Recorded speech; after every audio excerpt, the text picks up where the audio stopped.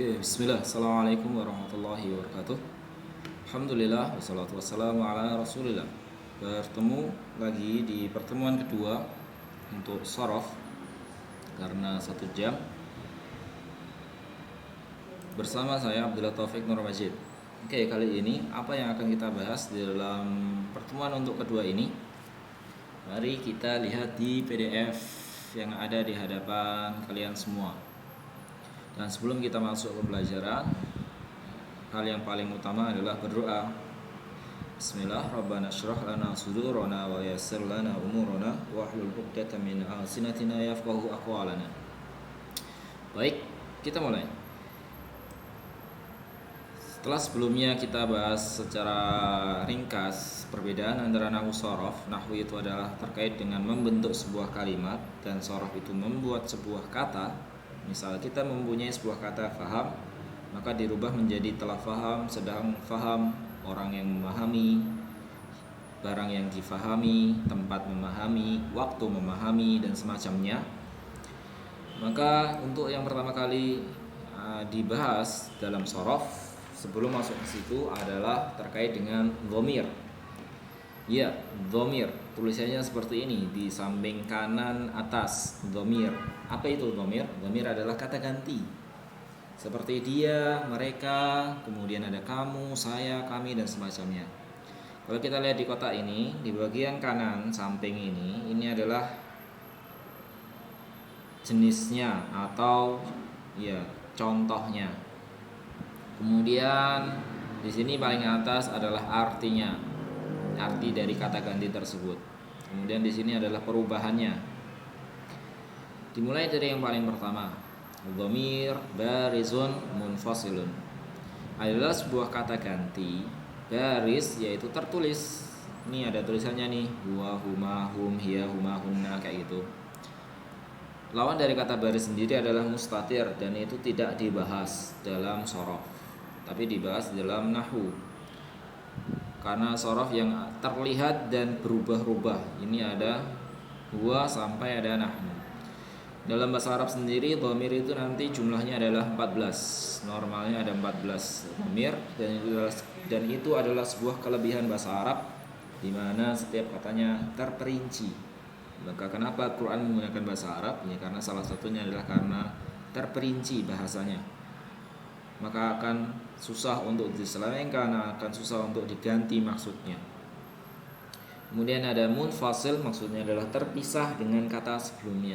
Iya, karena dhamir barizun munfasil itu normalnya atau biasanya diletakkan di awal kalimat. Contoh ini, misal di sini dimulai dari 3 pertama, ada huwa, huma, hum. Huwa adalah dia laki-laki, huma dia laki-laki 2 orang, kemudian hum adalah banyak orang.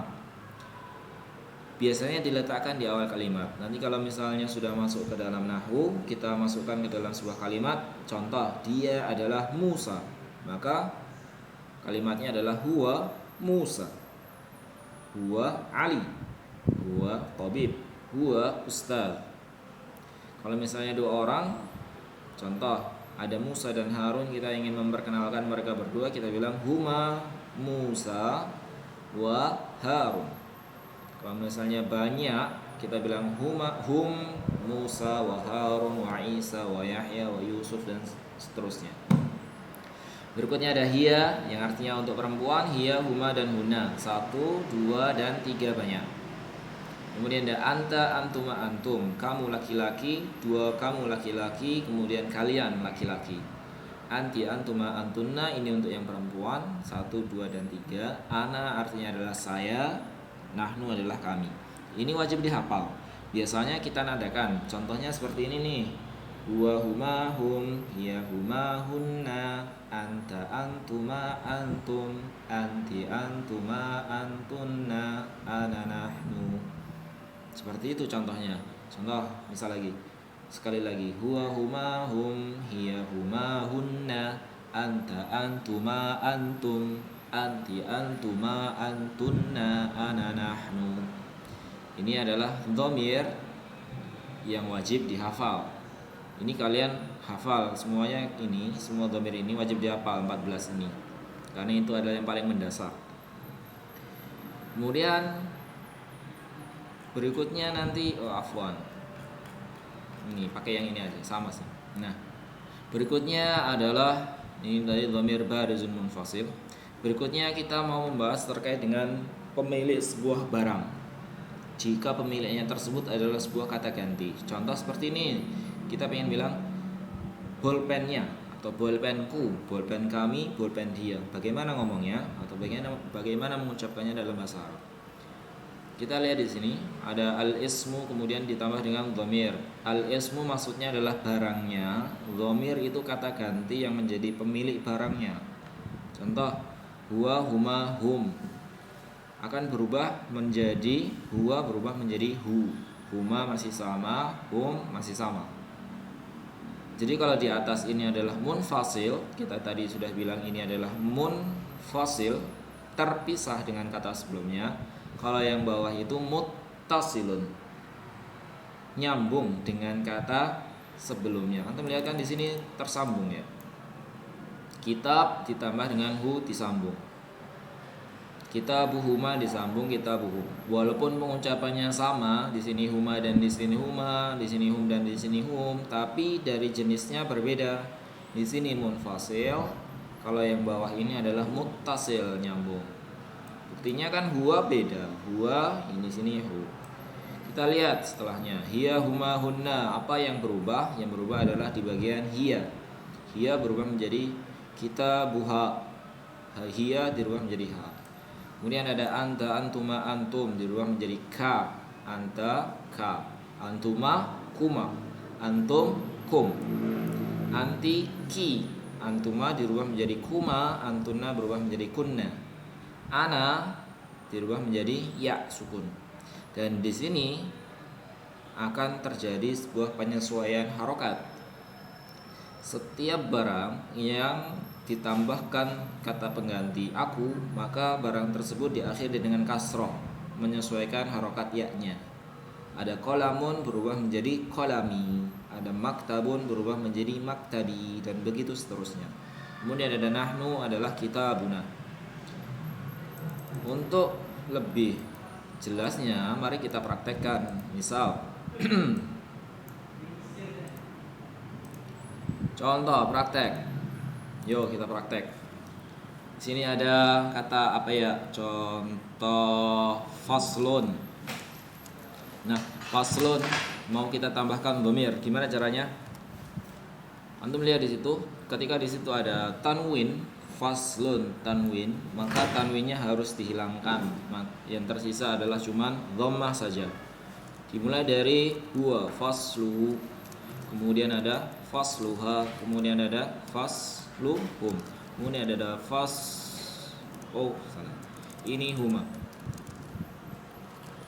Fasluhum, kemudian ada fasluha, fasluhuma, fasluhunna.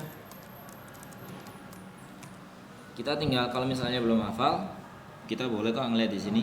Kitabuhu fasluhu, kitabuhuma fasluhuma, kitabuhum fasluhum, kitabuha fasluha, kan sama. Tinggal tambahkan akhirannya saja. Berarti nanti kalau anta berubah menjadi ka, fasluka. Antuma berubah menjadi kuma, faslukuma. Antunna faslu kunna. Kunna mana? Nun. Nah, faslu kunna. Dan hati-hati ketika bertemu dengan ya, maka harus ada penyesuaian harokat, yaitu berubah menjadi fasli, dan yang terakhir adalah fasluna. Ini contoh untuk yang faslun. Kalau misalnya nanti nih ada kata berbunyi apa ya? Contoh albab. Al-bab. Ketika ditambahkan pemilik, al-bab artinya adalah pintu, ditambahkan dengan hu, pintu dia gitu, atau pintunya. Apa yang akan terjadi? Yang terjadi adalah alif lam pada kata tersebut akan hilang. Jika sebelumnya ada tanwinnya hilang, maka ketika berikutnya ada kata beralif lamnya juga harus ikut hilang. Bab, kita tulis bab dulu, bab seperti ini, tambahkan hu, babuhu. tulis bab lagi, kemudian tambahkan huma. Tulis bab tambahkan hum. Tulis bab tambahkan ha. Tulis bab huma. Kemudian ada babuhum, babuhunna karena hunna. Berikutnya adalah anta, bab tambahkan dengan kaf. Bab tambahkan kuma.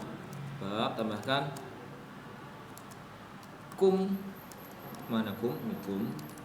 Kemudian sama babuki, babukuma, babu kunna. Dan terakhir, sebelum terakhir adalah penyesuaian harokat babi dan babuna. Nah, insya Allah cukup simpel. Jadi ini kalau kita ingin membuat sebuah kata ganti menjadi pemilik sebuah barang, ditaruh di belakang barangnya dan ditulis nyambung seperti ini. Dan kita juga menghafalkan yang ini, yang baris kedua, karena ini semua akan dihafal. Kitabuhu, kitabuhuma, kitabuhum, kitabuha, kitabuhuma, kitabuhunna, kitabuka, kitabukuma, kitabukum, kitabuki, kitabukuma, kitabukunna, kitabi, kitabuna. Nanti ketika antum sudah datang ke sini, kita akan latihan. Berhubung antum belum datang, antum bisa latihan di sana ya. Nah, di sini ada contohnya misalnya. Ada kata muru'atuhu, diminta untuk melanjutkan bla bla bla bla. Muru'atuhu berubah menjadi muru'atuhuma, muru'atuhum, muru'atuha, muru'atuhuma, muru'atuhunna, muru'atuka, muru'atukuma, muru'atukum, dan seterusnya seperti itu. Oke, mungkin ini cukup. Saya tunggu kalian untuk datang ke pondok dalam kondisi selamat, utamakan kesehatan. Aku qauli hadza wa subhanaka Allahumma wa bihamdika asyhadu an la ilaha illa anta astaghfiruka wa atubu ilaik. Banyak-banyak latihan. Ketika antum punya kosakata berbahasa Arab, silahkan, dan itu adalah sebuah kata benda, silahkan tambahkan dhamir. 14 dhamir untuk kata benda tersebut, apapun itu kata bendanya. Bisa kitab, bisa mushaf, bisa madrasah, semuanya bisa ditambahkan dhamir untuk latihan. Jadi nanti ketika sudah sampai sini tinggal ujian saja. Oke. Assalamualaikum warahmatullahi wabarakatuh.